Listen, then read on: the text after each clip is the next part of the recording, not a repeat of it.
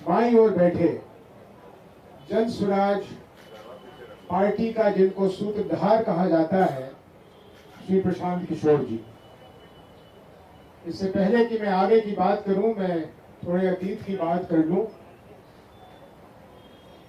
मैं बहुत दिनों से राजनीति में हूं। 1977 में जब मां राजनीति में आई थी, मैं बहुत बच्चा था, लेकिन मैं उस समय से राजनीति में हूं।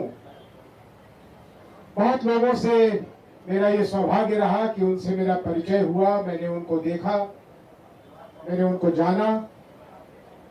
लेकिन मैं पूरी ईमानदारी के साथ ये कह सकता हूं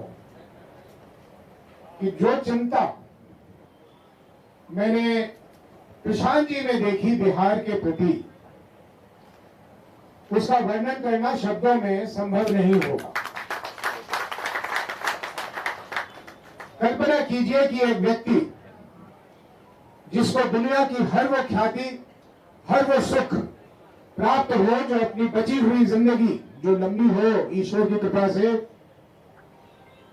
ऐशो आराम में गुजार सकता था, उसने हम लोगों के साथ बैठकर इस कल्पना को बनाने में लग गए कि बिहार में कैसे एक परिवर्तन हो सकता है बिहार के भलाई के लिए।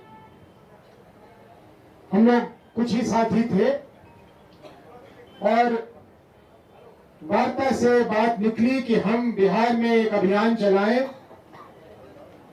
अभियान की जब बात आई तो मैं थोड़ा सा सहम सा गया था, क्योंकि उम्र को ख्याल ध्यान में रखते हुए मेरे लिए संभव नहीं था कि जो कल्पना की जा रही थी वो मैं करूं। लेकिन प्रशांत जी आगे बढ़ के उन्होंने कहा कि ये काम हम करेंगे। यकीन मानिए, हम लोगों को भी उस समय में इतना यकीन नहीं था कि क्या एक व्यक्ति इस तरह से कर सकते हैं। उन्होंने जो किया है सबके सामने है, उसे दोहराने की जरूरत नहीं है। लेकिन एक तारीख कायम की है।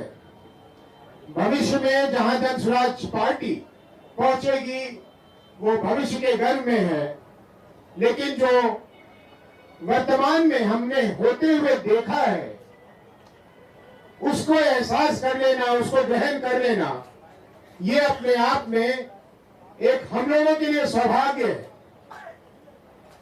कल शाम को जब हम बैठे हुए थे प्रशांत जी के साथ, तो मैंने देखा कि अपने पजड़े को बार बार ऐसे कर रहे हैं। तो मैंने कहा क्या हुआ, आपको कोई तकलीफ है इसमें? तो इन्होंने मुस्कुराते हुए कहा कि हाँ, अभी कुछ दिन पहले मेरा पजड़ा टूट गया था। मैंने कहा क्या? तो हाँ, पजड़ा टूट गया था।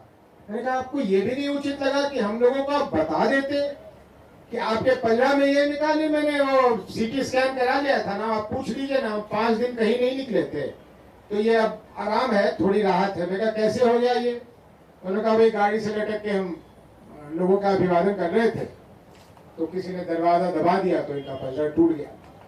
अब कल अगर मुझे पता होता कि इनके साथ ऐसा हुआ है, तो कल ये जहां गए थे वहां मैं इनको जाने ही नहीं देता, क्योंकि इन्होंने कहा कि ये मुझसे छोटे हैं तो मैं बड़े होने का अख्तियार भी कभी कभी इस्तेमाल कर लेता हूं, और कल कर लेता कि अगर ये मुझे पता होता कि इनको चोट है तो मैं नहीं जाने देता। तो इनकी संकल्प, इनकी दृढ़ता आप लोगों को नजर आएगा।